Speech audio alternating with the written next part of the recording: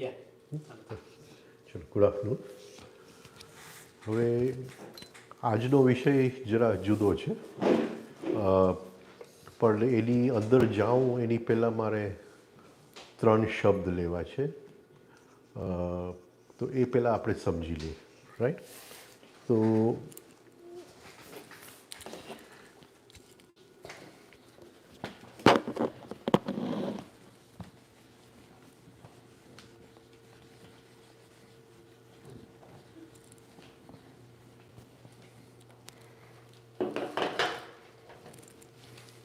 પેલું છે consciousness.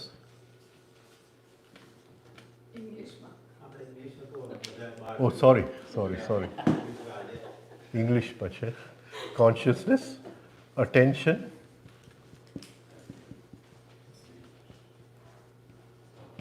will. What is consciousness? What is consciousness? Being aware in the moment. એટલે to become aware of. To become aware of. Right? Thinking is not consciousness. But when we are thinking, it is happening in consciousness. It becomes a content of consciousness. Supposing I have a house, right? And I don't know what is lying in so many rooms of my house, right? So we can take consciousness as a field, right? The house. And I become aware that, say I'm looking for a, what do you call, certain shirt of mine I can't find, and I find it in one room of the house. So I become aware of what is lying in my house. What is lying in my house? How do I become aware of what is lying in my house? How do I become aware of what is? Pay attention. By paying attention. By paying attention. So attention is the torch of consciousness. Right? Attention is the torch of consciousness. What is will? What is will? What is will? Sankalp. Right? But what is the function of will? What is the function of will? Get the attention. To control attention. To control attention. So the only free will which man has is to control attention. Now, these three, consciousness, right? So consciousness is the field, right? In that field is the divine. The divine is consciousness. But I don't know just now that the divine is in that field. So what do I have to do? What do I have to do? Become aware of the self. Yes, so how do I become aware that I am divine? Your attention. By throwing attention. By throwing attention, right? For that, attention has to go in. Attention has to go in. When it goes in, it comes across many, many obstacles. Many, many obstacles, right? So when it goes through all those obstacles and attention has come out of consciousness and attention falls upon consciousness, that is, attention, consciousness falls upon itself, that is the aim of our journey. That is our aim in life for going in this journey. But for that we have to will attention inside. Will attention inside. Now,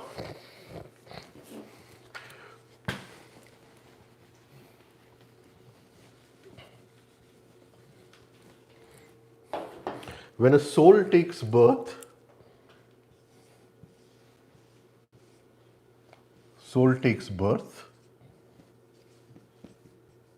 right? These three properties, consciousness, attention and will, they belong to the soul. They belong to the soul, right? And maybe we can say for the child, after the child has taken birth, that for up to 4 to 5 years, all the experiences which come in go to the soul, right? Around 5 years, what is built in the child? Ego. Ego. The rest of the life, all the experiences go to the Ego. ego. The soul is covered in a parda of Maya. The soul is covered in a parda of Maya, right? And so it loses its first property, which is consciousness. Right? So there were, even before we were named, because everything starts with the name, right? There was a feeling of I, right? And that feeling of I, which was real, with the name started becoming unreal, false. And then the feeling of I with name and ego becomes something which is completely false. We have forgotten our real feeling of I. And that real feeling of I was of the soul, right? Which is completely forgotten. Throughout our lives, we never experience it even once, right? So, for 5 years, all the experiences go to the soul, right? After 5 years, the ego takes over and all the experiences go to the ego, right? And then just before death, we realize that we came to gather consciousness. This whole purpose of being born was to gather consciousness. Except for gathering consciousness, we did everything in life, right? We'll have to come back to gather consciousness again, right? So now, what happens to these other two properties? What happens to these other two properties? Will and attention. Will and attention. What happens to these other two properties? They belong to the soul. They belong to the soul. Right? Huh? Going outwards. Right. So, what happens to these other two properties? It gets focused towards ego, building. Right? In which way? By giving more and more attention. And No, in which way does... I'll put this closer over here. Right? Okay. In which way? In which way? Supposing we don't use the word ego over here. We don't use the word ego over here. And we use Gurdjieff's word, machine. Right? We use a modern word which Gurdjieff has given, machine. Right? Okay, now what happens? Now what happens? What happens? Attention goes out all the time. What does the machine want to do? What does the ego want to do? These two properties belong to the soul, will, and it wants to steal these two. It wants to steal these two properties. How does it steal these two properties? How does it steal these two properties? How does it steal these two properties? The first thing it does is it seduces attention. It seduces attention, right? So we go to a shop, I see something beautiful in the shop and my attention goes onto it automatically. I have not used my will to put attention upon it. Without the interruption of will, without the use of will, attention has gone upon that automatically, right? So soul attention becomes machine attention. The soul is not interested in what you're buying in the shop. Who is interested in what you're buying in the shop? The machine. So the soul's attention has been seduced by the machine. Now, I see this in the shop and it says, say, 10 rupees or something for this, right? So, what is born in the machine? What is born in the machine? Attachment? No. I see this in the shop, I like it, my attention has been attracted by it, right? Seduced by it, right? So, what is born in the machine? Come on, very easy. Possess. You possess. No, before possess. Possess. No, before possessing it. The desire to possess. So will becomes desire of the machine. So two properties which belong to the soul, two properties, will and attention, two properties which belong to the soul become properties of the machine. The rest of the life, the machine uses will to fulfill its own desires, right? So instead of the spiritual will of the soul, it becomes the willpower of the machine. I want to build factory, I want to earn money, I want to marry beautiful girl, I want to build house, I want to have car, etc., etc., etc. All these are not desires of the soul. They are all desires of the machine. Can you understand this? Right? So, the will of the soul becomes will of the machine, and soul attention becomes machine attention. What do I like and what do I dislike? What is pleasure and what is pain? What is comfortable and what is not comfortable? So in this, Yeah. what you said is all the other things, right? Shopping and all that. But even the religious activities, they also fall in that. That I want to do this stuff or I want to do that jatra. They all Everything. Everything. I want to do puja, Huh. right? Okay. So as long So that as is, you are not that is why going, when I talk, I don't bring in any religion. I don't bring in any religion, right? but- I want to just give you the pure science of spirituality. so there is no religion involved, right? so only thing is just going within. That is the only soul's will or attention or intention. Rest all, whatever we do in before our outer. before that, Okay. right? Let us say, what was the purpose of the soul to seek a human body? To grow, to evolve its journey, to evolve in his journey. Huh? To gather consciousness. To gather consciousness. The soul takes purpose, what do you call, only one purpose of looking for a mother and father. And that is to gather consciousness, right? It has no other purpose. Now there is a subsidiary purpose, because that is important over here.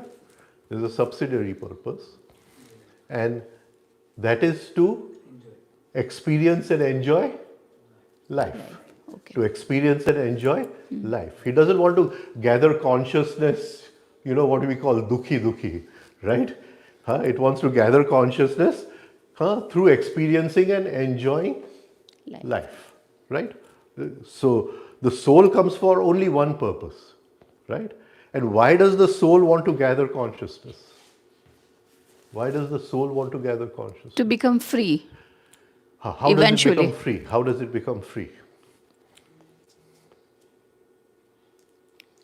See, Because we want to once. the spirit or the Atma is pure consciousness, right? The soul wants to merge back in the Atma. Shakti wants to go back to Shiva, right? The soul wants to merge back into the spirit, but it can only do so when its level of consciousness comes back to the level of then they both are one, they merge. So it goes through life after life after life after life for only one purpose, gathering consciousness. So I live this life, right? And if I have not gathered consciousness in this life, what I was born as, I die. Actually, I die a little lower than what I was born, because when I was born, I was conscious. When I am dying, no one is conscious, right? So you die in a lower, state of what you were born in, and then you come back again to gather consciousness, right? So very important. This is very important. That okay. Now, so for every spiritual seeker, right? How does he work upon these two properties, will and attention, to give it back to the soul? He has to give it back to the soul, right? How does he work? How does he work? But I'll come first answer your question, then I'll go there. Okay. So the subsidiary, what you call aim of the soul, is to enjoy life, experience life. And remember, in that there is no running away from the experiences of life, right? The ego is seeking pleasure and running away from pain, right? Sukhanushai rag, dukhanushai dvesha, right? So the ego is seeking pleasure and running away from pain. The soul wants to use pain to rise to a state where he's above pain. Can you understand these two things, right? So as long as we are running away from pain, it is always the ego. We don't realize that the soul has invited the pain to rise to a state of consciousness, which is where he can experience pain and pleasure as the same thing. Samatvam bhav. Can you understand what I'm trying to say? Right? So, how do we work upon ourselves to give these two properties back to the soul? Back to the soul. What do we work on? First, we have to work upon attention. Like Tauriya Sahib says, the whole thing is education for attention. Education for attention, right? So, how do we work upon attention? By self-remembering? Yeah, self-remembering will come later. But how?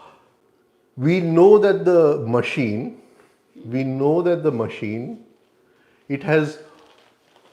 it steals the property of the soul, which is attention, by seduction.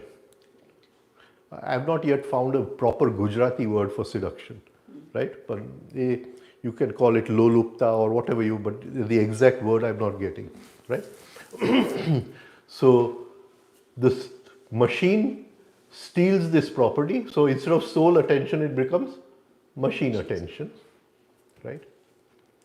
And how does it steal it? By seducing the attention, right? I want to eat a good meal, seduce the attention. I want to earn some money, seduce the attention, right? Now my attention is focused upon money, right? So how does it steal it? By seduction. What do we do over there?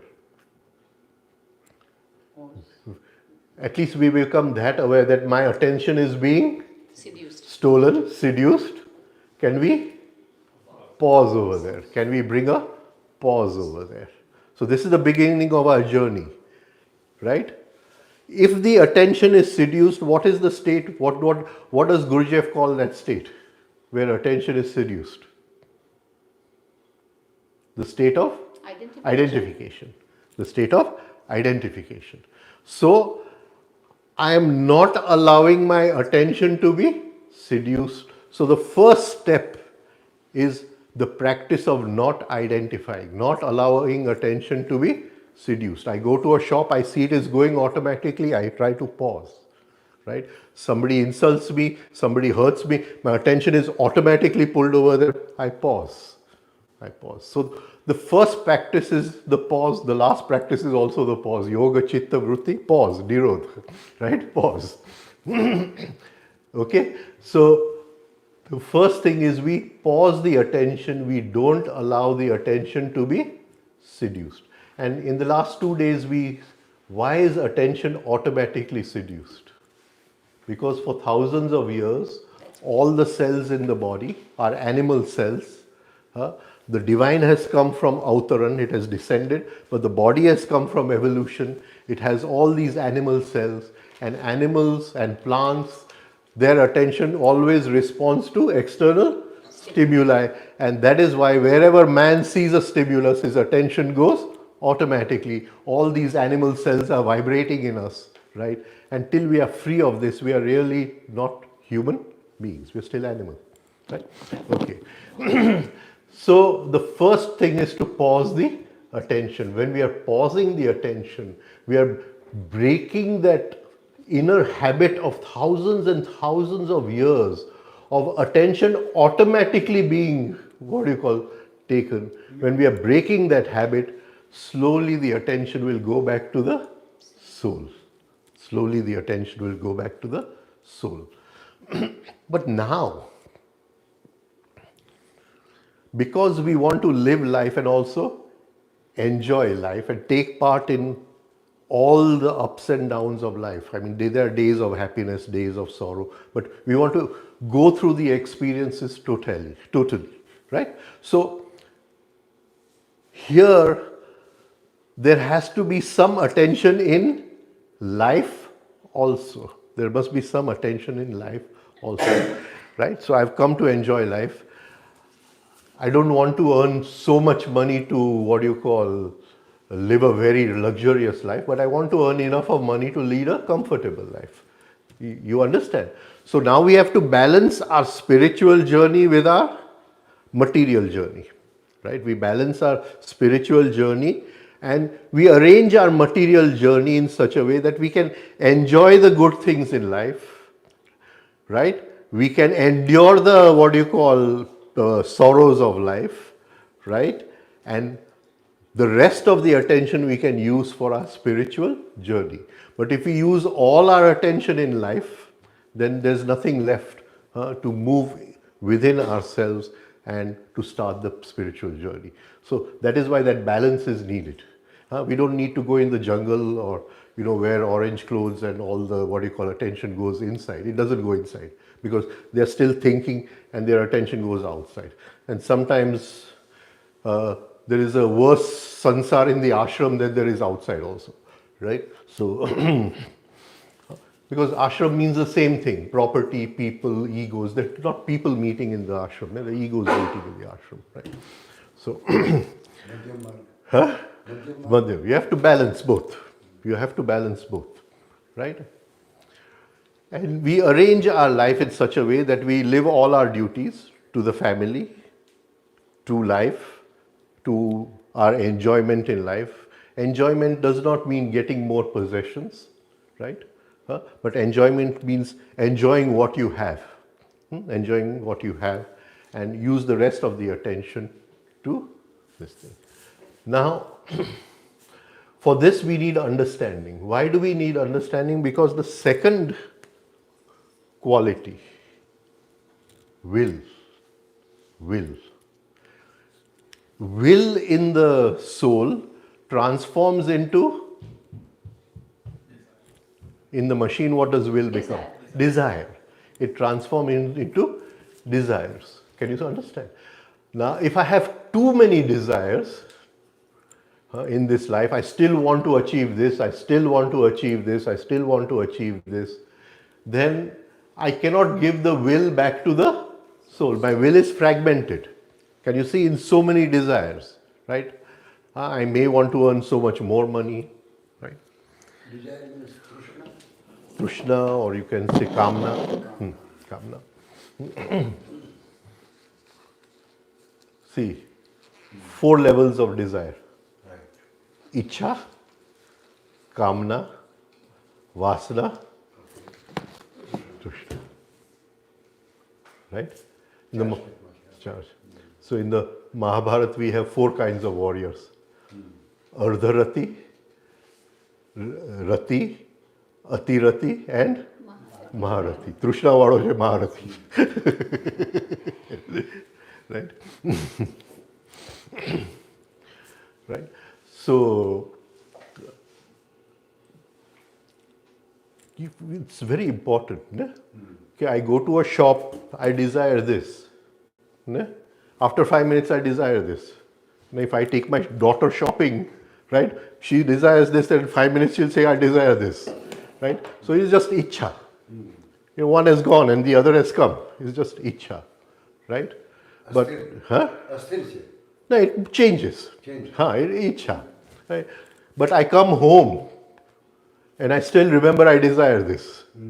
Right? Then, or I don't have the money and I say I have less money, but I'll say now how will I get that? Maybe I'll take a bank loan or something of that. So that Icha turns into Kamna. Right? But then at night time I'm sleeping and I remember it. Acha. Can you get it? At night I'm sleeping and I remember it. I can't live without it. So then Kamna turns into Vasna, Vasigyu. Chitni andar Vasigyu. Right? And then I'm willing to do anything for it, right or wrong. I may be even willing to murder for it At any cost. at any cost. Then it becomes Trishna. Then it becomes Trishna. So 4 levels of desire, right? So first of all, we don't allow any desire to go to the level of Vasna and Trishna, right? We don't allow it. We just Icha Kamna, we take our life, right? And the second is that if there are too many desires, then we don't have the will to take attention inside.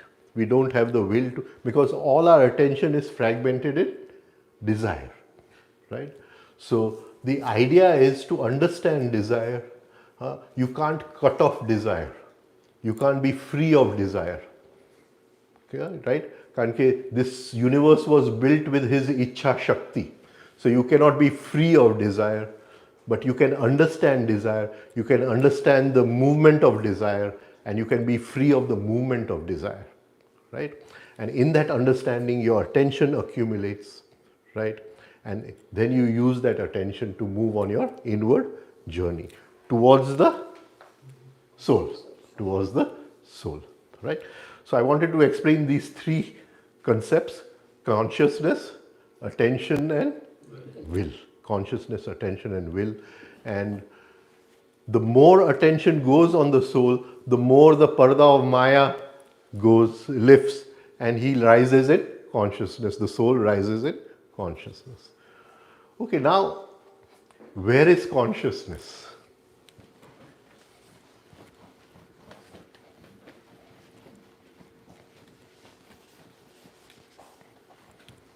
I think everywhere. Yeah, but this soul has come to gather consciousness. Where is he going to gather consciousness from?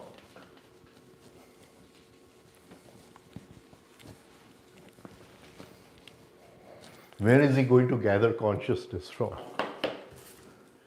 We want to gather gold. So soul is a pure consciousness. So The Atma is pure consciousness. Spirit is pure consciousness. but soul is a fragment of that consciousness, right? It is fragment plus astral body.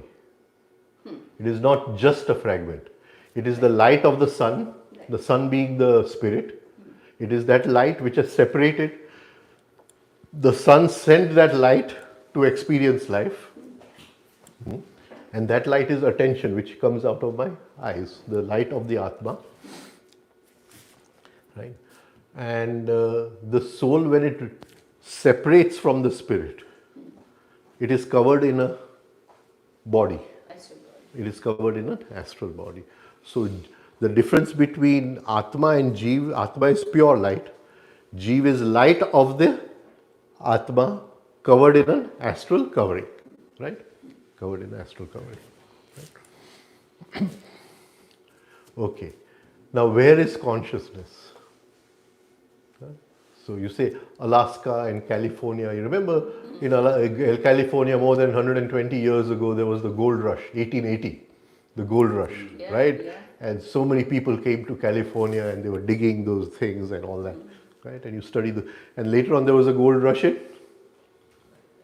which place? Alaska. There was a gold rush in, not so big as California, but in Alaska there was also a gold rush, right? Okay, so how do we find gold? How do we find gold? Where is gold? How in the gold rush? What were they doing?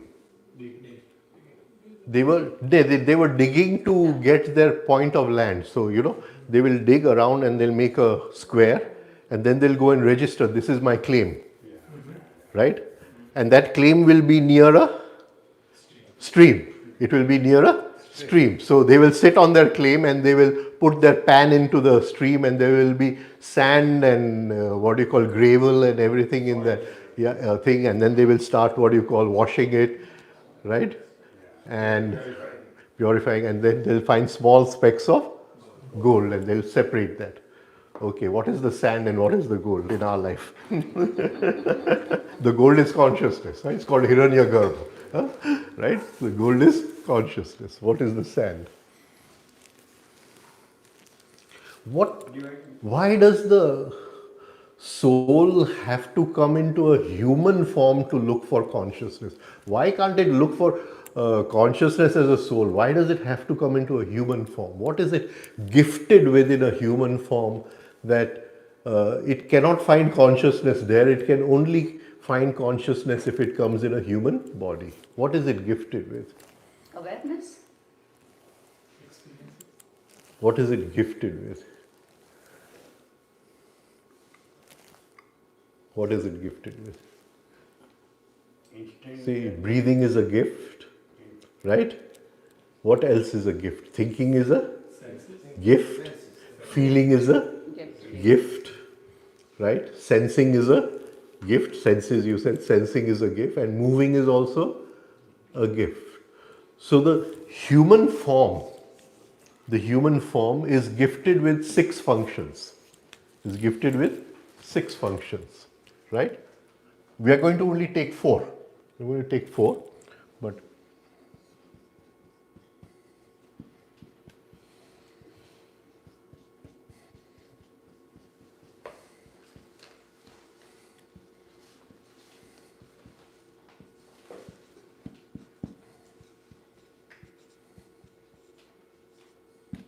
right, and two more: memory, sex, right? And if we want to add, we can add one, but it will come in thinking also, imagination. But right, the borderline we can say. But 6 functions: 1, 2, 3, 4, 5, 6. So we won't take these. We take only these 4. We don't take these 4. So the human form is gifted with 4 functions. Where is consciousness? Where is consciousness? I thought it lies in everything. Exactly.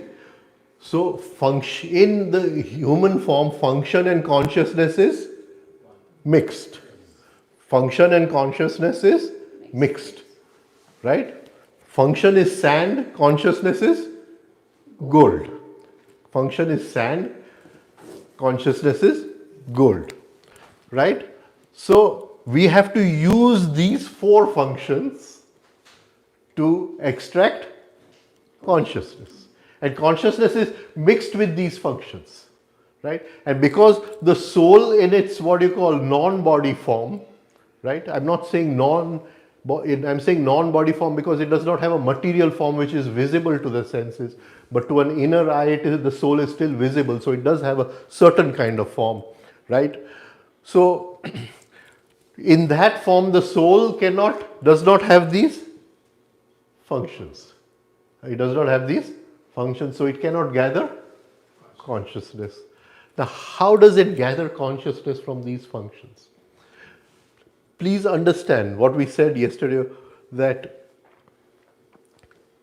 the cause of rising in consciousness has to be outside life. The cause of rising in consciousness, it cannot be a function of life. It cannot be a function of life, right? So earning money is a function of life, right? So that function goes on, nothing changes in that function, right? But I do that function in a certain way that I'm also earning money and gathering consciousness. Okay? Now am I coming clear, right? So to earn money I don't need consciousness, right? It is a function of life. I know that today if I invest 10 rupees, tomorrow I'll get 12 rupees, right? Okay, so that is a function of life, right? But the cause of consciousness is not a function of life, right? So what do I do? How do I use these 4 functions? How do I use these 4 functions? By pausing. See, we talked about the 4 states of consciousness day before yesterday. Yeah. What was the third state of consciousness? Jagruti, No, in English? awareness, awakening, Self-consciousness. self-conscious. Okay, I've given you the hint. Now how do we do this? Self-remembering. Yeah, self-remembering is the technique. But how is it done over here? How is it done over here? How is it done? Self-remembering is to remember self-conscious. To become swasamvedana. I don't like Gurdjieff's word self-remembering. It's a very wrong word actually. Okay. So I would say that in all these functions, all 4 functions, Paying attention. the Right? This all comes from paying attention. When we are doing something, thinking at a time, pay the attention, our attention. To self. To self. okay. You understand what he's saying? Take attention to the self. Not mechanical.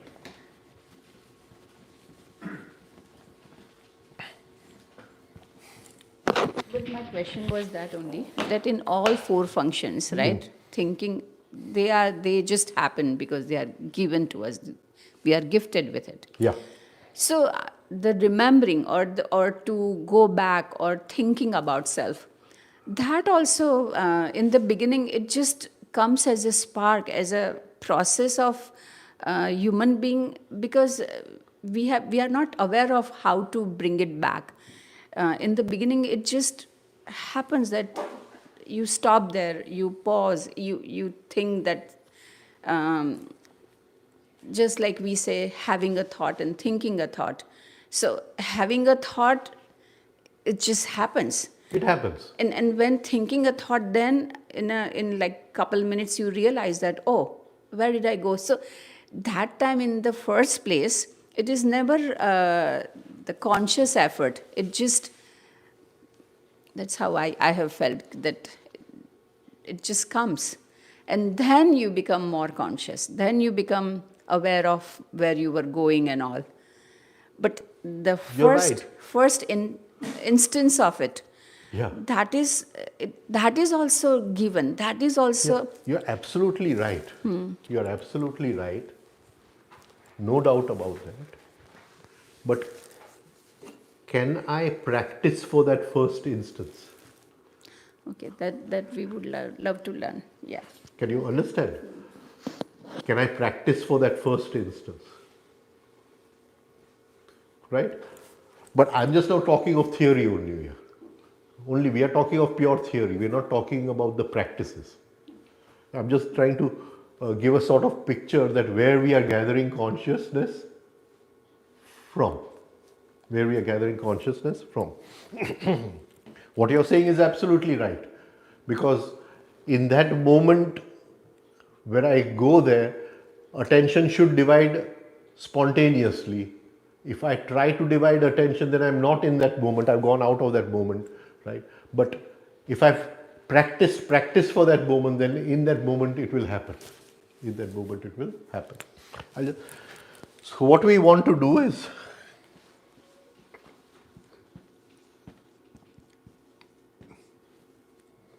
thinking, right? Now we are not talking about that moment, but can I start sensing something which is separate from thought? So in my Now I'm not talking about self-remembering. No. I I'm not- understood. Huh. So in my thinking, when the thoughts are going, the next step comes is the feeling, and that feeling I'm not happy with, or I'm not happy with, and then something happens that, oh, where am I going or what am I doing? But thinking and feeling, those are the only thing I feel that while thinking is happening. Let's come down one step. Self-observation. Okay. So supposing I want to separate from one of these functions, feeling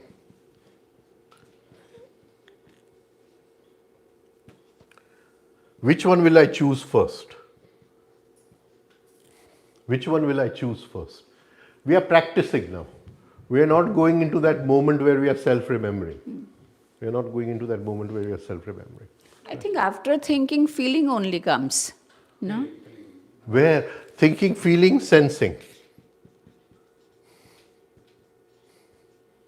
Where out of these four, which one will I start with? Moving. Why will I start with moving? You have some sense of control. Right? Or what else? Why will I start with moving? Moving and thinking is connected. See, I say observe your thoughts, but we can't see our thoughts. I say observe your feelings, they are much faster than the thoughts, right? So there's no question of observing feelings, right? But moving, I may not be able to observe the tension in my muscles, but at least I can observe my hands and feet. Can you see? The function of moving has one external aspect. Has one external aspect. So, right?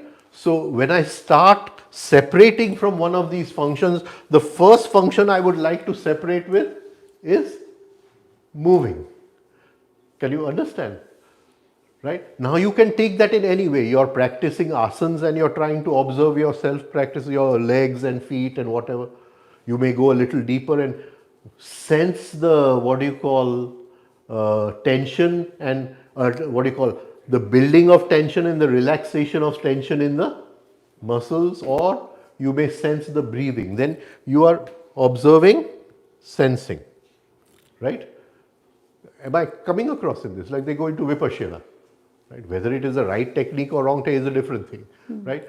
But they do that. There's a sensing of the breathing. So they are in the energy of sensitivity, they are trying to separate. Something is observing the energy of sensitivity. Something is observing the the function of moving. And moving, of course, is the easiest because I can see my body. Can you see? It is the easiest. Yeah, you are saying, but I feel that moving happens after 2 days. Oh, why my shoulder is so tight? Right after thinking, Supposing feeling. you go for a walk in the garden. Can you, in that walk of say half an hour in the garden, can you take out, you may get lost for say 15 minutes, but 25 minutes, but in that half an hour, will there be 5 minutes where you're moving and you're observing yourself moving? Yeah.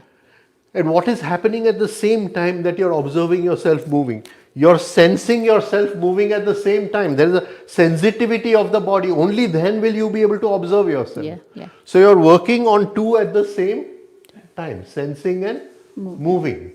And after say 3 months of practice, suddenly you will see that you're observing yourself. There is a separation from something has separated.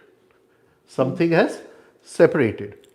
By coming across, it's very simple over here. Very, very simple, right? What will increase? Your level of sensitivity will increase manifold, right? Because you're sensing yourself and you're observing yourself walking. Just one exercise of walking, forget all meditation practices. Forget everything, right?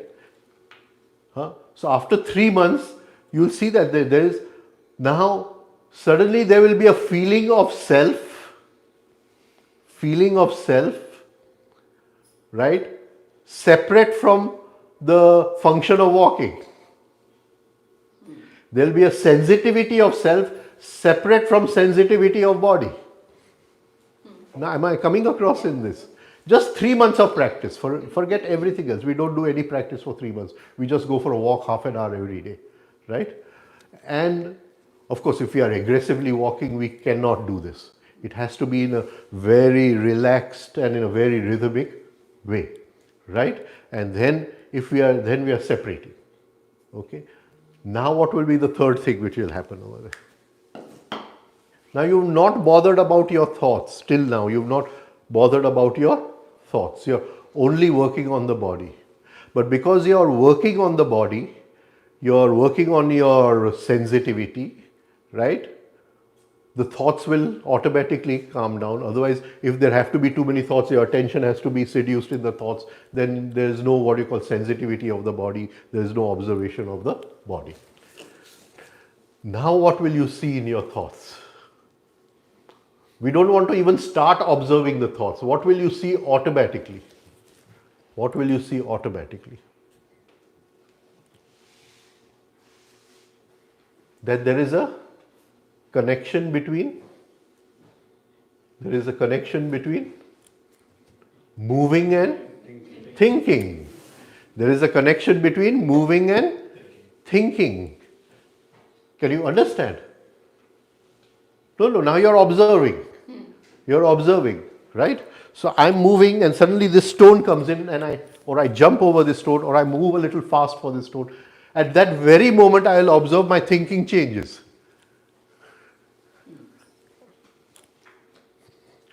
See, take it in another way.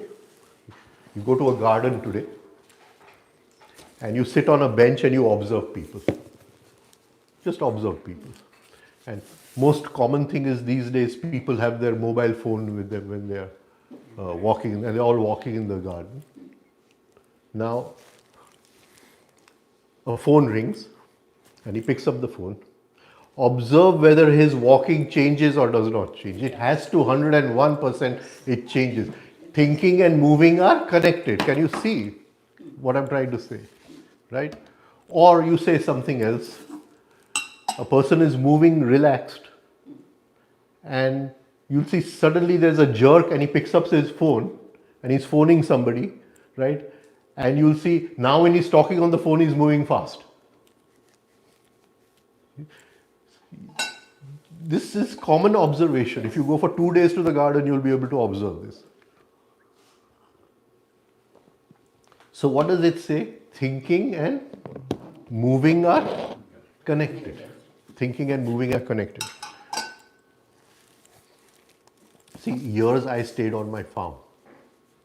And the 5th upgrading of awareness exercise is the exercise to move in a tunnel. To move in a tunnel. So I had about 200 coconut trees on my farm. Right? And I used to walk for hours in between the coconut trees. Right?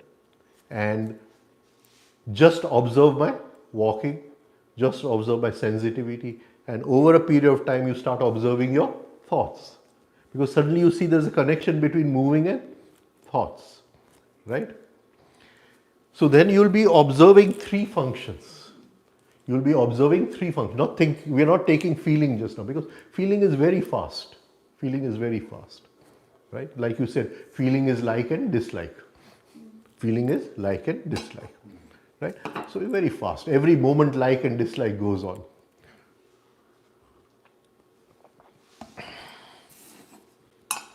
Now, what will happen automatically less? Because the energy of sensitivity is increasing manifold. If you're thinking, there's no sensitivity, right? But because you're observing your own body, your own movements, from the movements of the hand and feet, you have now gone to observing the tension in the muscles, the relaxation in the muscles. So now when you're walking, you're relaxing your muscles consciously, right? There's no tension in the muscles. So what has happened in this? What will happen? There will be a feeling of Peace, calmness, no. Now we come to your next step. Feeling of sensing yourself. Self watching moving, self involved in sensitivity, self seeing the what do you call connection between moving and thoughts, and self observing the thoughts. Can you see? Right? No. But at the same time, when self is observing the thought, we cannot be thinking that self is observing the thought. Otherwise, again, we break the cycle. So it is the process goes on. No. Don't say cannot. Let's put it in a different way. Okay. Supposing a thought comes that I am observing. In that very moment, you will feel you have lost the sensitivity of the observer. So again, you will pause there and bring back the sensitivity of the observer. Can you get it? So that is why I'm not using the word remembering. The sensitivity of the observer as sensitivity of self. And that sensitivity of self is consciousness.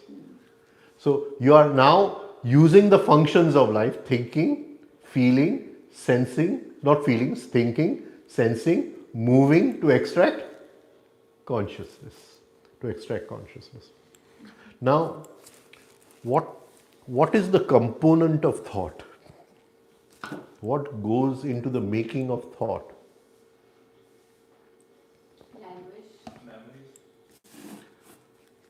No, before there was, thought was there before language. So there was a thought form which gets converted into language. Right? I have some time today. I'll explain Tawadiyaji's science of thinking. We'll go into it. It's very beautiful, very, very beautiful. You won't see it anywhere else. Right? But we'll go into that. What is the component of thought? What goes into the making of thought? What are the different components which go into, if you were to analyze a thought in a laboratory, what are the different parts of thought? Memory. Not language, not language. Memory, very important part. All thoughts have memory. So thought can never be in the present moment. Can you see? I cannot think that this is the present moment. That's a, right? Okay, second part. Second part of thoughts. Huh? No. Every thought which happens, the ego attaches a label to that thought. What label? Like or dislike. Like or dislike. Can you see? So every thought has an emotional component. Like or dislike. Right? Can you get it? Right? I take a stick, I get a thought I want to hit him. Definitely it has an emotional component of dislike. Can you understand what I'm trying to say? Right? Now I get a thought that I want to offer him a better chair. Definitely it has an emotional component of like. Can you understand? So every thought has memory, every thought has soaked in emotion, What else? And this is very important when you want to stop thinking, when you want to work on your thoughts. This next component is very important. Without that, a thought cannot be made. Imagination? No. The use of imagination, but how do we use imagination? How do we use imagination? No thought can be made without this. No thought can be made without this.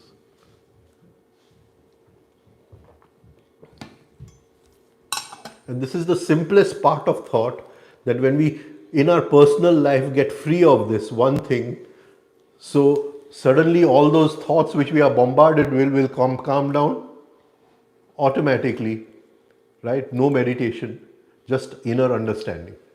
Just inner understanding. What is that one component of thought? Comparison.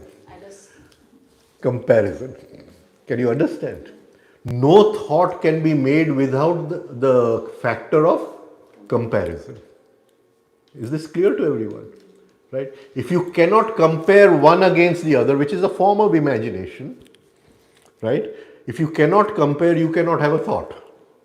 So thought has memory, thought has emotion, and thought is initiated through comparison. Through comparison. Right?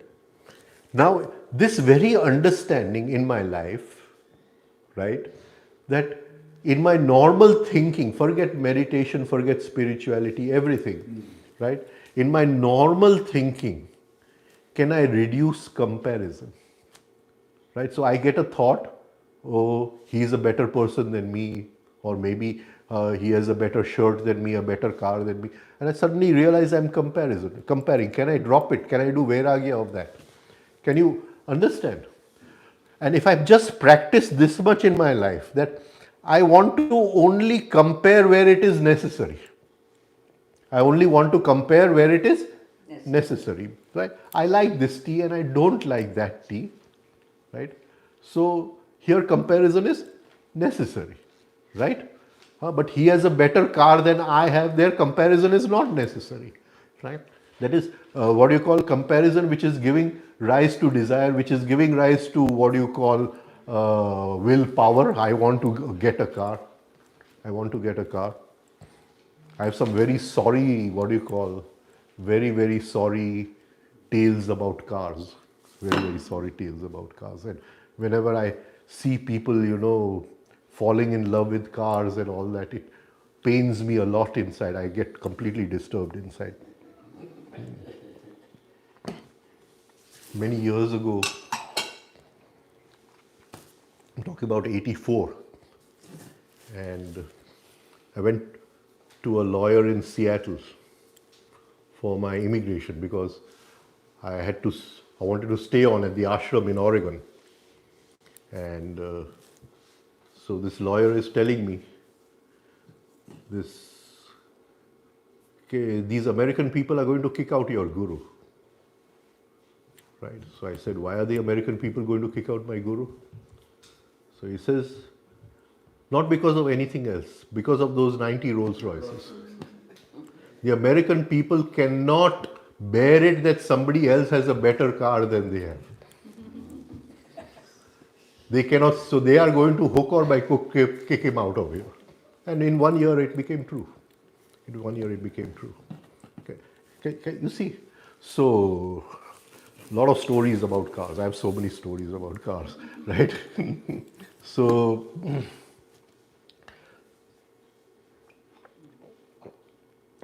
comparison in life. So can we live a life where we only compare where necessary?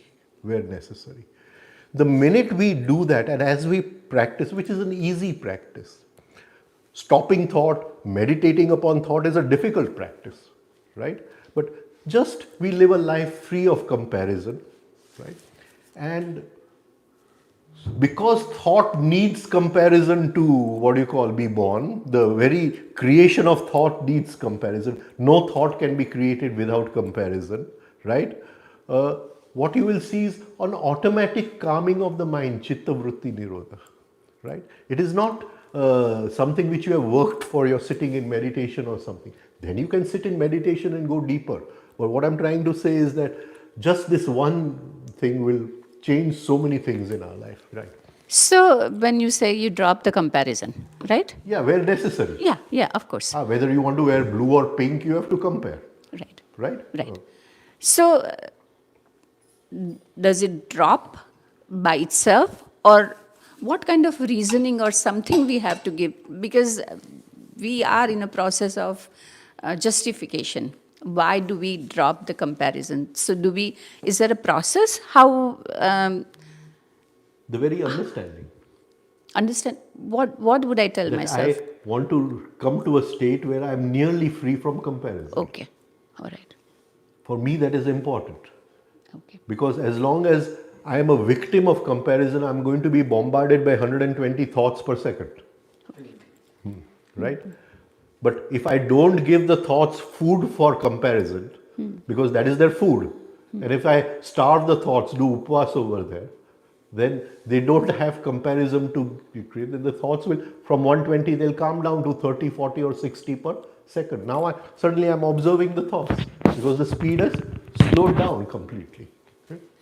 Right? So just this way, just an understanding, the very understanding changes everything. The very understanding.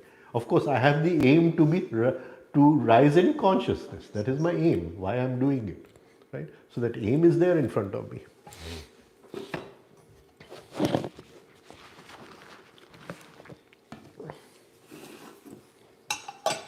Right. Then what do we do? What did you mention? What did you mention in your so many questions? What did you mention? In our thinking, we come to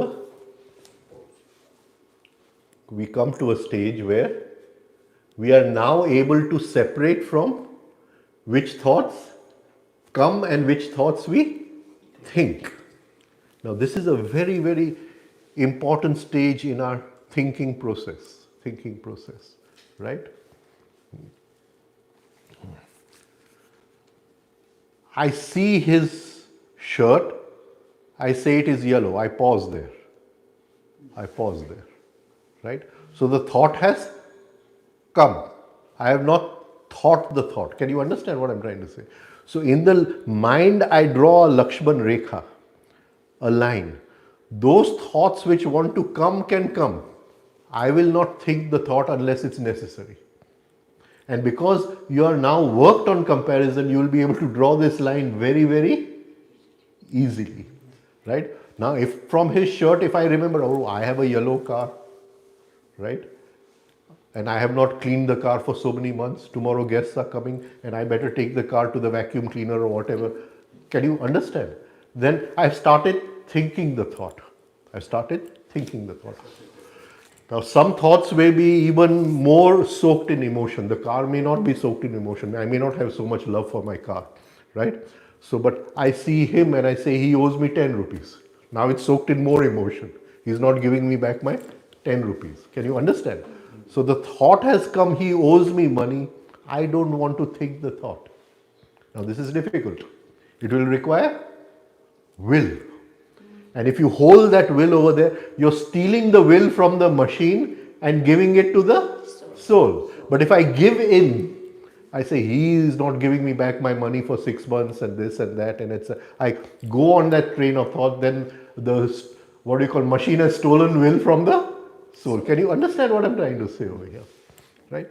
So after we practice comparison for a few months, right, we come to a stage where in our minds the thoughts have slowed down, the thoughts are not getting enough of nourishment which they need to automatically make me a victim of thinking all the time, right?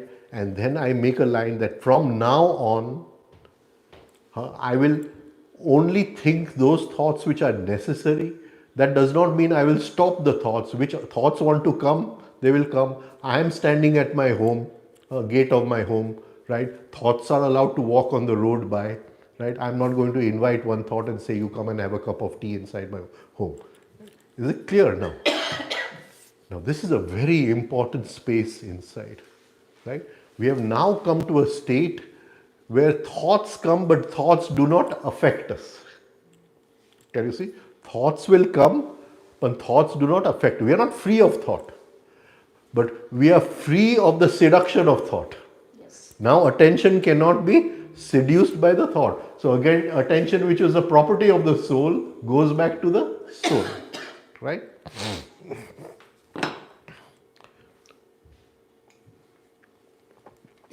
So we started with walking, right? In the walking we were sensing. In the sensing we were observing. In the observing we were separating. Then we connected walking to thinking and we observed that when the walk slowed down, the thinking changed. When the walk became fast, the thinking changed. If the thoughts started coming, I started thinking on a certain chain, automatically my walking immediately changed, right? Suddenly we see that relationship. We move from not just observing the walking, we move to observing the thinking. In our normal lives, we start what you call working with comparison. Just the understanding that I don't want to compare.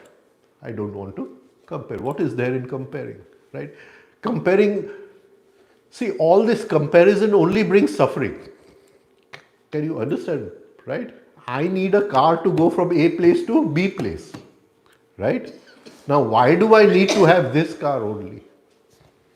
And I'll give you one more example, just to catch on that what we are talking about is not so shallow.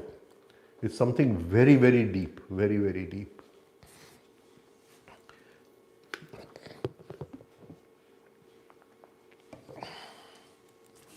I remember this is about 15 years ago. I can give you many examples. I'm just trying to, so it brings an understanding. I will not give the name of the person, maybe you know him. So it is 2024 or maybe more than 15 years, I don't remember now.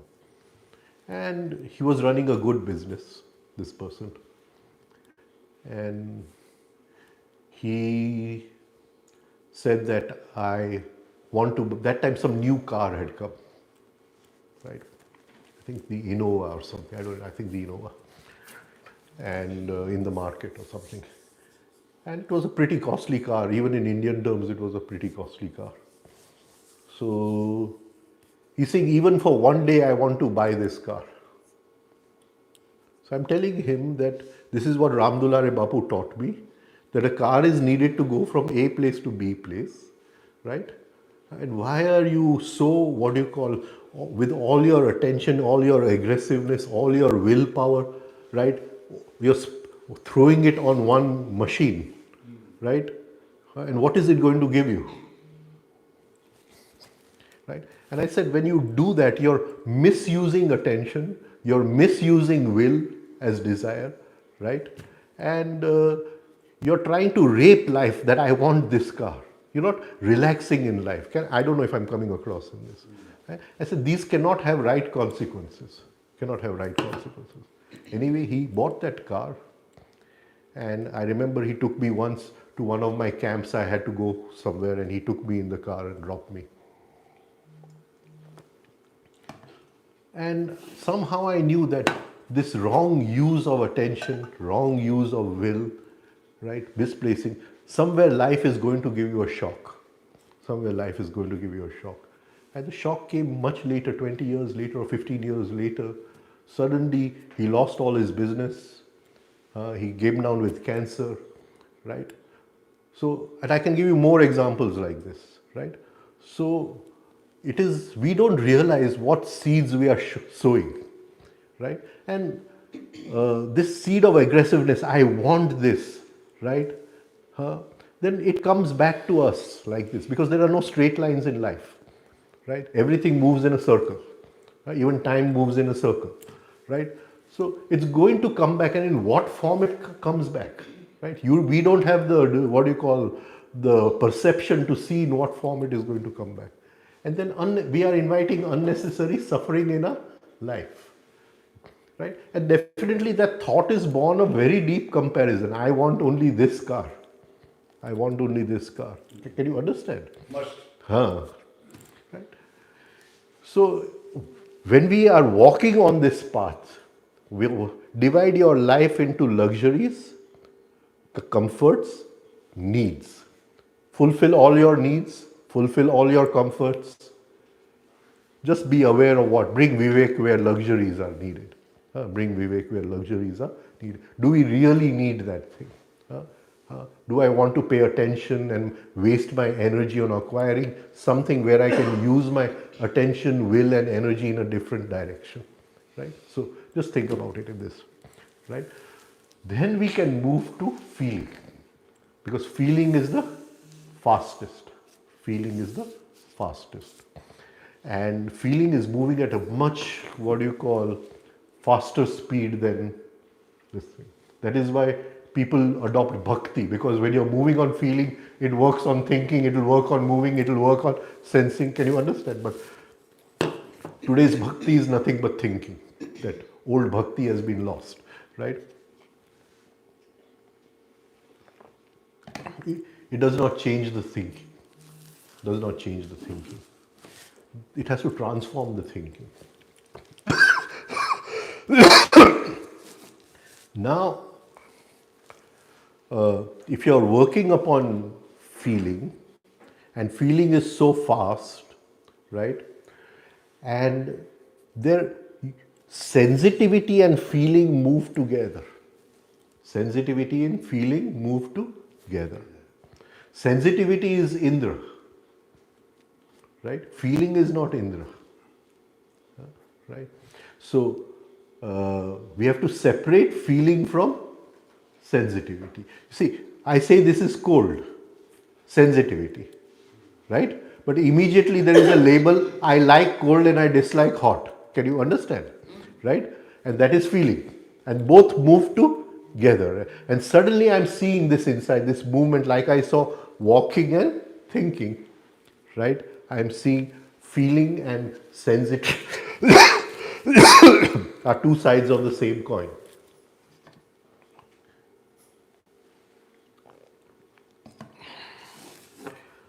What will I do over here? What will I do over here? the same thing which we talked about music yesterday. But now I'll practice that with conscious effort.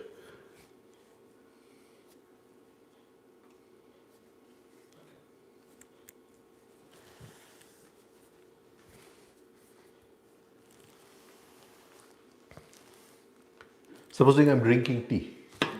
Tea is excellent. I'm enjoying the tea. So, can I go deep into the sensing and not allow the like and dislike?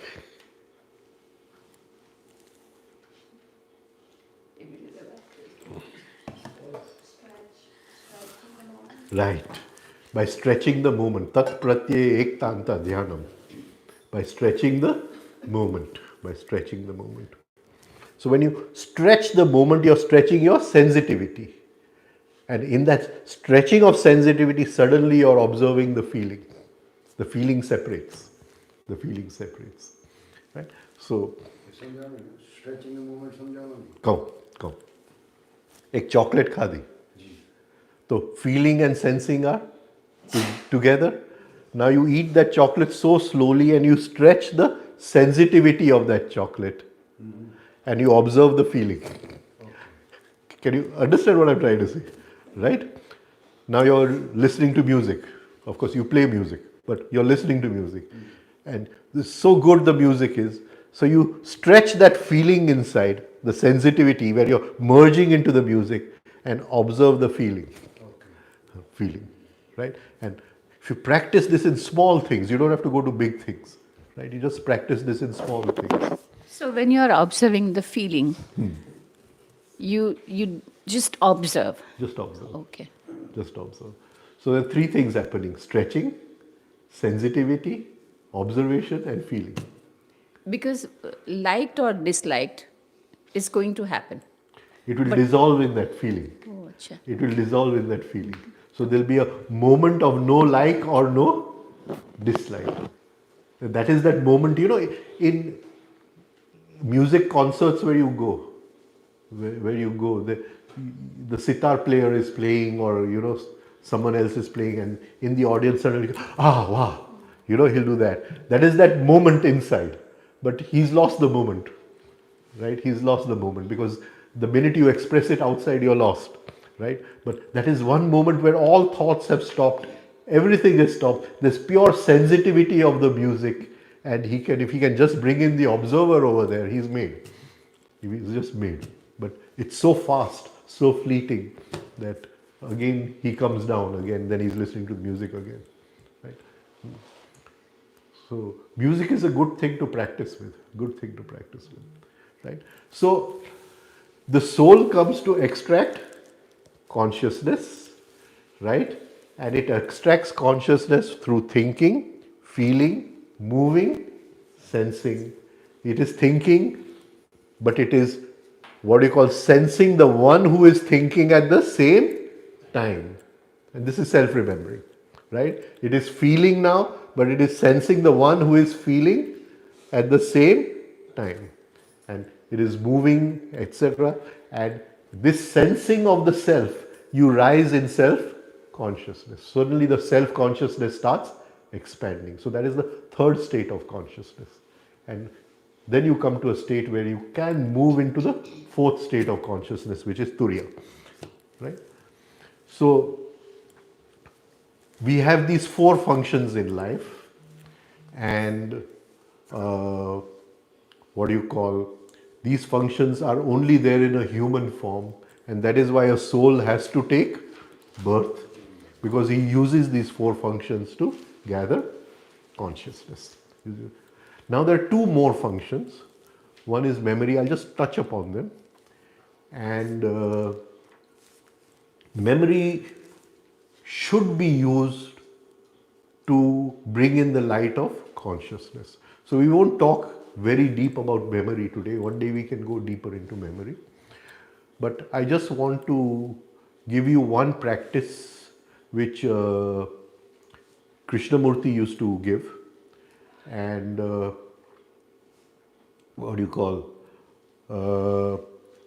when Krishnamurti was 80 years old, Asit Chandmal wrote a beautiful book called thousand moons, right? 1,000 birthdays of Krishna. What do you call 1,000? What do you call moon cycles of Krishnamurti, right?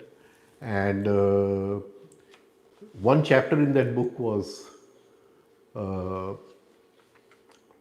one day in the life of Krishnamurti. And he says, in the morning I walk 5 miles, but not a single thought enters my consciousness, right? And says, when I go to bed at night, for the last 10 minutes, I rewind the day. I rewind the day in backward motion, not in forward motion, not what I did from morning, what I did from now till morning in backward motion. Now we'll talk about this, very important, very, very important. And wherever I have done anything unconsciously, where I have lost consciousness, I put in light, Krishnamurti says, and then I go to sleep. Then I go to sleep. So, When he says put in light means he would relive with the consciousness. you just observe that. Observation is light. Acha. And something which we have done without self-consciousness is darkness. So let's say in a whole day, a couple thoughts or couple events happen where I was disturbed and ego came up and all that. So when I'm thinking Just about, remember them. just remember that. Throw light on them. Don't bring in like or no judgmental eyes. Right? Just Or I don't try to even rethink in No. nothing. we will only rethink according to our level of being. True. Right? Don't rethink. Just look at it. That very looking is light. Oh wow. And light is consciousness. Right? So just look at it without any judgment. Right? And go to sleep. Huh? So today, supposing I have slipped and I got angry upon him. Now that I've forgotten that, but at night I look at that. Then I don't say he was at fault or I was at fault, nothing. This incident, I throw light upon it and I go to sleep. Go to sleep. Huh? And in this way I work with memory. Rewinding itself is a challenge. No? Akhandi was no. It is like walking backward. You know, physically you walk backward. Now, just this one practice of doing this at night, this one practice of doing this at night has very far repercussions somewhere else. Where? It has very far repercussions somewhere else. In memory? No, somewhere else. Where else? Death. At the moment of death. At the moment of death, the last thing which will happen before the soul leaves is life will rewind. Life will rewind. The old man does not die. The young child dies. So life will rewind from old man back to young child. See, time is a circle. We think birth and death is one line. There's nothing like a straight line. Right? So the moment of birth is the moment of death. The moment of birth is the moment of death. So that old man in the last 3 minutes before death will go back to being a young child. Right? So all the events of life will compress in time and space. The events of life will compress and there will be a rewinding and you will come to that moment of birth and gone. The young child goes. Right? So if you have practiced this in reverse time every night, practice this in reverse time, suddenly you're there and you know what to do. You understand? Because in those 3 minutes, you have practiced this in 5 minutes every night. Suddenly in those 3 minutes, the whole life will rewind. You will change so many things in those 3 minutes. You may change a disease. You may change an attitude. Right? Or you may put in something that where at a certain milestone, when that milestone comes again, because the circle is going to go round. It's a spiral movement. Right? So it is going to go round. Right? And so at that time there is a flash of memory. Right? So in those last 3 minutes, so many things can be changed about this life. You may have taken some decisions in this life which you may not want to think, which later on you regret it. And you can, those main moments of your life, 3, 4, right? At that moment of death, you can change it. right? And what do you call? But for that you have to practice. Huh? I mean, if you just die tomorrow and there's no practice, there's no way you're going to, what do you call, work upon it. There must be consciousness to work upon it. There must be a conscious effort to work upon Just it. to understand a little better. Huh. So the two thoughts during the day, they were very disturbing and all that. So when I throw light, do I think anything or just those? Just observe yourself thinking those thoughts and throw light upon it. Do I think that I didn't do right or? Then you're gone. Oh, The minute you judge, you're identified. Identification is darkness. Then there's no light. okay. There's no light. So, Rajan, but how do you change Sorry. last 3 moments of your life? 3 minutes. Last 3 3 minutes minutes, of your yeah. life. What do you do during those 3 minutes to change it? Supposing you have 3-4 milestones in your life. From now, you can see your whole life, right? Now, you have 3, take out 3 or 4, maximum 4, I would say 3 only, where you would have taken a different turn in life. Don't say I'll marry a different person, right? At some point, of course, if ખાનગીમાં બધાને પૂછીએ કે would you have married somebody else, then we don't know, right? But if you come to that, so when those points come in that circle, you pause over there and you change it. Because that circle is going to repeat. Can you understand? Right? So you The future is nothing but the repetition of the past. So, Now, when you've changed it, the future is now not the repetition of the past. The staircase has moved one circle ahead. It is a spiral movement. Can you see? It has moved one step ahead. so Otherwise, at the same step. At that moment, you pause and What you want to change, you change it. You just visualize the change. decide the better decision. I mean, See, Not that see. or See, thought is too slow. Thought is too slow. Visualization is comparison to emotion, speed of emotions. Speed of emotions. Right? Get it? Now, death may come after how many years we don't know. Right? But you can practice now, right? That every night you're going through this. And then what are the 3 things in your life you would like to change? Right? Now, visualize that change as a picture, not as a thought. A picture which has sensitivity. It has changed. There's an inner sensitivity. It has changed. Can you get it? And then at that moment you're ready. When that 3 minutes life goes back to its original point in time, you just put that picture inside. Right? You just put that picture inside and you change. Because visualization is from the emotional center. So emotions and visualization go together. The key to going into the emotional center is visualization. But thought pictures become thought language. Then they are too slow. We think in language. We don't think in pictures. Some artists at times can think in pictures. Rare. Not all the time. But when they are in that state, they can think in pictures. Right? So we can use memory also. So we are using these 4 functions to extract consciousness. And we are also using memory. Right? One function remains, which is sex. And that is a whole topic of Tantra. It is a whole, what you call, subject of Tantra. Right? So that we will keep on the side. And the energy of sex is equal to the energy of death. And because you were born with the energy of sex and you die with the energy of death, in energy you're both at the same point of time. By now coming across it. Because we are conditioned to see time in hours and minutes, and we cannot feel time as an energy.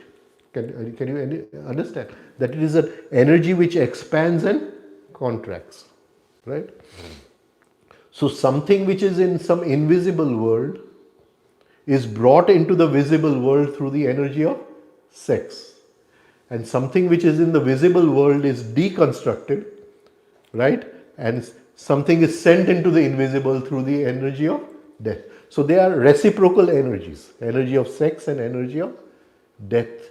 And if we can learn to work with the energy of sex, right, then of course we can experience death much before death comes, right? We can experience death much before death comes. The primary foundation in all of this, what we are talking about, comes back to only one thing: 3-step rhythmic breathing. 3-step rhythmic breathing, right? The more you practice breathing in rhythm, the thinking will come into rhythm, the feeling will come into rhythm, the sensations will come into the rhythm, and the movements will come into the rhythm, right? And then observation of these 4 functions become very easy. But the greatest thing which happens in 3-step rhythmic breathing, as you practice for a long time, the sex energy comes into rhythm. And when the sex energy comes into rhythm, the sex energy is free of excitement. Today, excitement and sex energy go together. We only feel sex energy in excitement. We don't know what is sex energy without excitement, right? So, to separate excitement and sex energy, 3-step rhythmic breathing is very, very important. So, as our primary practice in whatever we are doing, it is 3-step rhythmic breathing, right? Okay, we can still sit for 5-10 more minutes if you want to ask any more questions there. So today's subject I'll keep for tomorrow. Right, so, okay. Said the science of thought. Huh? Okay. Science of thought. Science of thought.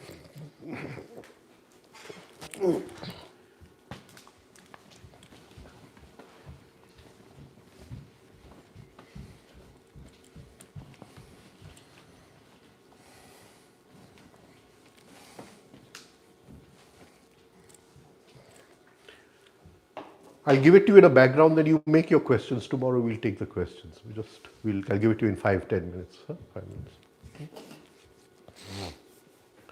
So this is Mr. Tawaria's very unique science. He says that every moment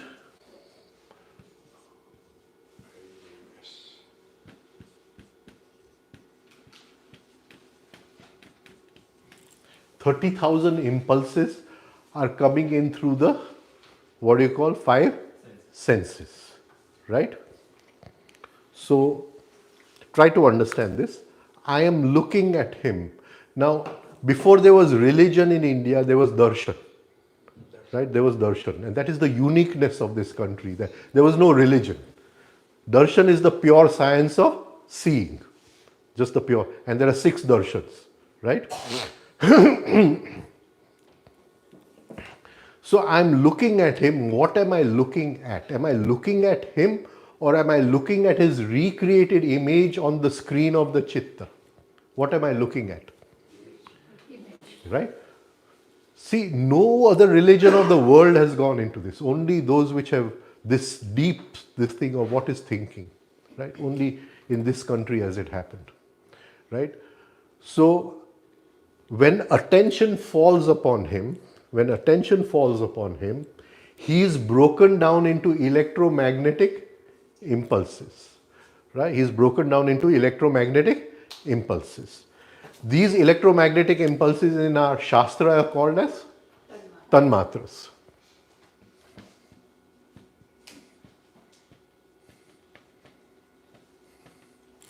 Right? Called as tanmatras. Of course, there are 2 types of tanmatras. There's the universal tanmatra and the specific tanmatra, but we'll go into that a little later, some other time, right? So this is a universal tanmatra, right? Now, these tanmatras are coming in through the 5 senses. They are coming in through the 5 senses, right? And they are going up through the backbone. They go through an analytical laboratory which we call the 5 chakras, right? And then they are presented to the inner brain called the manas. They are presented to the inner brain called the manas. The manas again forms his image on the screen of the mind, the chitta, and then the ego attaches a label to that image, like or dislike, and it sends it to the inner light buddhi to give some decision upon this image, right? So we say in Gujarati કે બુદ્ધિ પાસે નિરખવાની ને પારખવાની શક્તિ છે, right? It paraks, it sees it, and it decides, niraks it, right? Can you understand this, right? Okay. So these 30,000 impulses are coming in every moment, every moment. Now, out of these 20,000 go for some other function, so we won't go into that today, right? It's a very deep thing because Tantra is connected with the sex, it is those 20,000. They are not bothered about what we are talking about, right? So,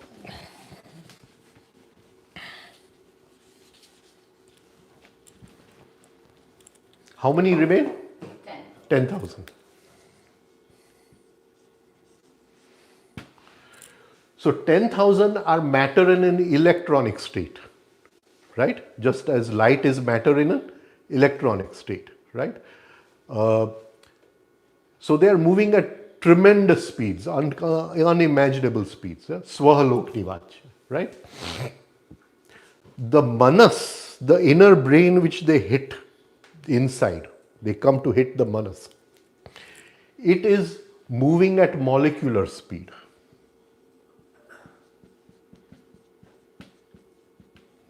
The manas is a part of the astral body, right? So it is molecular, it is not electronic. So out of these 10,000, it can only receive 120 because its speed is much slower than this. It can only grasp 120. These other 10,000 minus 120, they vanish in what today science calls the silent area. In yoga, it is called the deep point in the Brahmarandra, right? Okay. So they vanish over there. Now we are left with how many? 120. Now, these 120 tanmatras which come from outside, they are coded in tamas, rajas and sattva. There is a code of tamas, rajas and sattva, which Tavaria Sahib calls as IES. Right? If you read his books, he calls us IES, right? And they are hitting the manas. Now, at the same time, they are inviting something from deep memory, right? So, a memory pattern which in normal language we call as sanskar. Mr. Tavaria calls as memory pattern.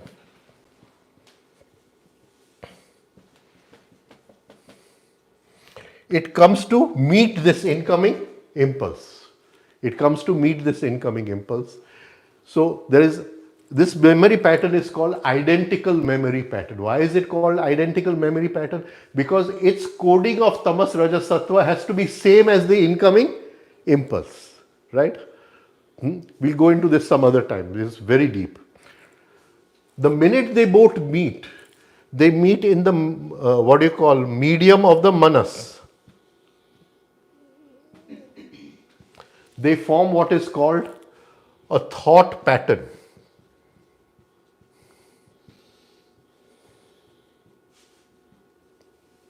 This is a thought picture, but it is not a thought picture pure in the sense of that I am seeing him. Can you see? It's not that kind of thought picture, right? It is something combined. There are some, what do you call, there is some, what do you call, symbolism in that picture. There is some symbolism in that picture. So when you see a yantra of any devi or anything, there is a symbolism hidden in that yantra, right? So it's similar to but it is a combination of picture plus yantra. Can you understand? So it is called as thought picture.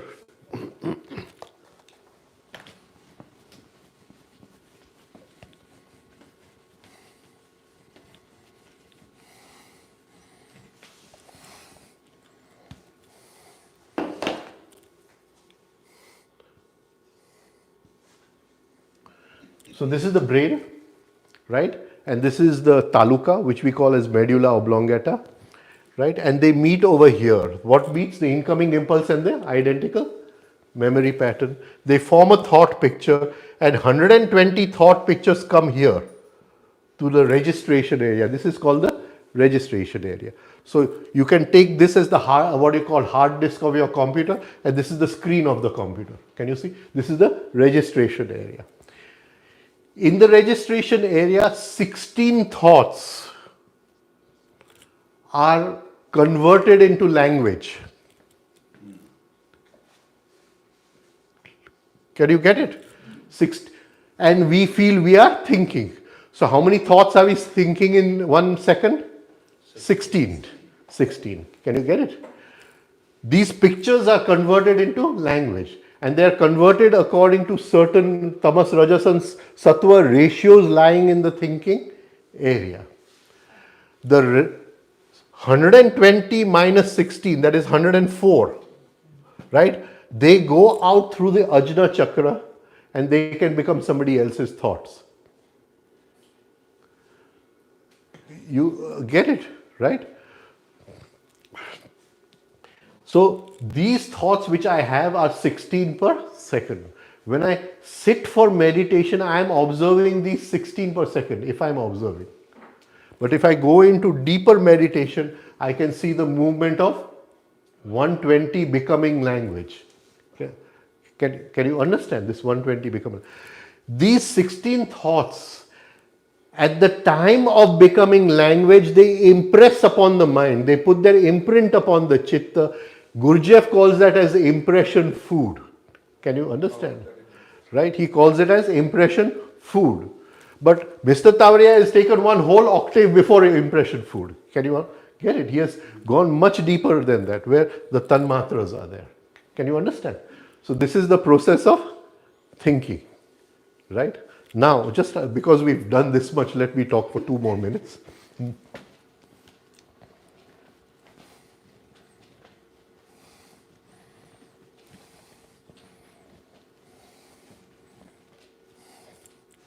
Which are the 3 things necessary for making of a thought, according to Mr. Tavaria? Incoming, identical, and they must meet in which medium? Manas. Now, manas is molecular. It is like water. It is astral. It is not physical. Right? So, manas can be willed. Can you understand? It can be willed. Right? So,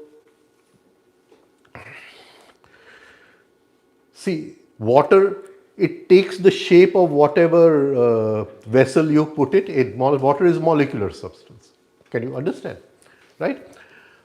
Now, if you're sitting in meditation, and it doesn't have to be in meditation, you may be doing any, but you still pause your thoughts. Still pause your thoughts. And when you pause your thoughts, you are damming the manas, because the manas is flowing like a river with these thoughts, right? But when you pause your thoughts, you are damming the manas. When you're damming the manas, holding the manas in the pause, the incoming impulse and the thought meet, but there is no medium of manas. The medium of manas. That sanskar, the identical memory pattern which has come out of the, what do you call this thing, memory pattern, it dies. It dies. But when it dies, it releases energy. Can you understand? I'll give you a simple example. That I get angry on him. So the anger is coming up, right? Suddenly I sense the anger, I pause the anger, I dam the manas, right? And the pattern of anger dies, but the energy of anger is available to me. Can you get it? The force of anger is available to me, right? So the minute the identical memory, the sanskar of anger which has come out, the minute I am not giving it the manas, I am observing it from far away, the pattern of anger dies, but the inner energy, I won't call it, because we will call it as force, the inner force, it becomes available. It combines with the force of the incoming impulse. Now, if I can do this for 1 second, if I can do this for 1 second, then it is the state of dharana. State of dharana. Now, what happens in that 1 second?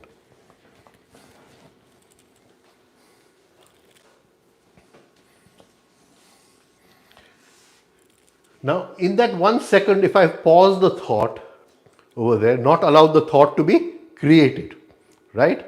So now it is pure energy, pure Shakti, pure force. It has no outer covering of glass or anything, right? Then he calls it, how many thoughts have I paused? 60. 120. 120. I've not, this not yet come to the IESM center. I've paused how many? 100? So you can imagine the energy of 120 thoughts and 120 sanskars. They are combining. They will now not go like this. They will open a gate over here because the Brahmarandra has 4 doorways, right? It will open this and they will move into the central brain cavity which is called the Brahmarandra. So they will open that door of the Brahmarandra. The first place they will go is into deep memory. This is deep memory. All my sanskars lie in deep memory. There is only one bandhan on the divine fragment, deep memory, sanskar. So I can move into my sanskars over here and I can change so many things, right? 3 minutes of time over here, 3 minutes of time over here is equal to 1 lifetime of time outside. But I have gone in for only 1 second. Try to understand. I've gone in for only 1 second. Right? Now, what does this mean? Right? You know that story I told so many times of Guru Hargobind Sahib. Guru Hargobind Sahib was the 6th Guru of the Sikhs. Right? And he established the city of Amritsar. Right? And he had one Bhakta who was the king of Saket Mandi. And he had a dream. And in that dream, he was not a king, he was a, Shudra. He was a Shudra. So, he was very worried. Every night he was getting the same dream. Now he had a regular thing that every year for 1 week he will live with the Guru. So he went to Amritsar to live with the Guru. And he sent his man to call the Guru, that he wants a meeting with the Guru. The Guru said no. Next day he sent his man again. Again the Guru said no. Now Guru Hargobind Sahib was very fond of shikar. He used to go into the jungles and hunt animals. So next day morning his man comes running, would you like to, go hunting? So the Raja says yes. So both of them go hunting. They go hunting and in the hunting the Raja and this Guru are separated. And the Raja goes along the stream. This is a story, right? And there is a house of a Shudra over there. House of a Shudra over there, right? And they see him from far away and they say, my father who died 3 days ago, he has come back. He must be looking like that. And they all caught him and they put him down and they said that, you have come back from the dead.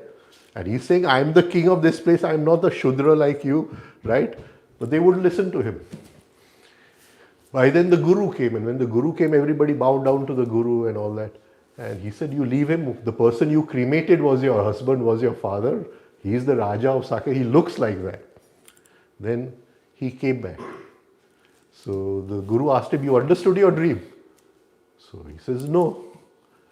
So he says that you were destined in this birth to be born a Shudra. But because in your final years you went to surrender to the Guru, you were born as a king. But what happens to your karma as a Shudra? In one dream you relived your whole karma. So when you go into dharana and you're able to take consciousness into this brain, 3 minutes of time in that brain is one what you call lifetime in this lifetime. Again, it goes back to those 3 minutes which we unwind at night. Right? Now, what Mr. Tauria is saying, this 1 second, right? He's saying if you can pause the manas for 10 seconds, if you can pause the manas for 10 seconds, right? 1200 thoughts you've stopped. So the energy of 1200 thoughts is going into the Brahmarandhra.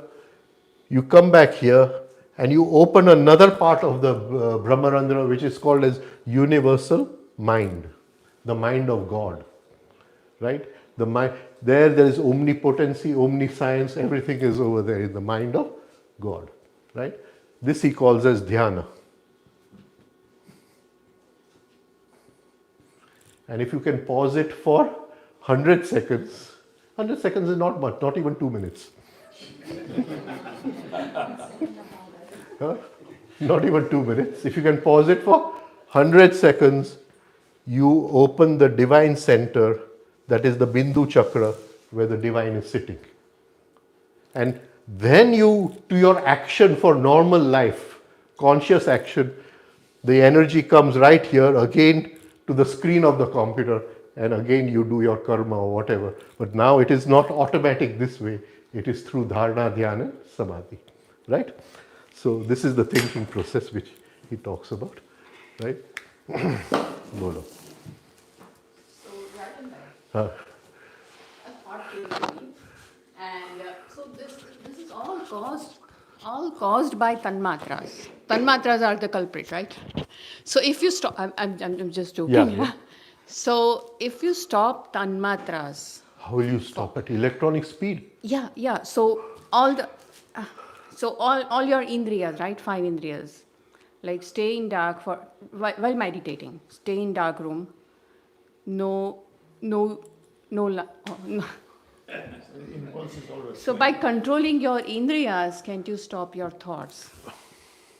How will you control your indriyas? So Indriya Jai, what they call Indriya Jai, victory over the indriyas. It's a very difficult thing. okay. It cannot be done by forcing the indriyas, right? It can only be done by separating the indriyas. Okay. Now each indriya there is a sthul, a gross part and a sukshma part. First we have to separate the sukshma part from the, these are all different, what do you call, processes of yoga. I'm just giving you an outline. Okay. I'm just giving you an outline. Stop over here, right? Okay. So tomorrow we are meeting at 7:30 in the evening. 7:30, right? Thank you. Thank you.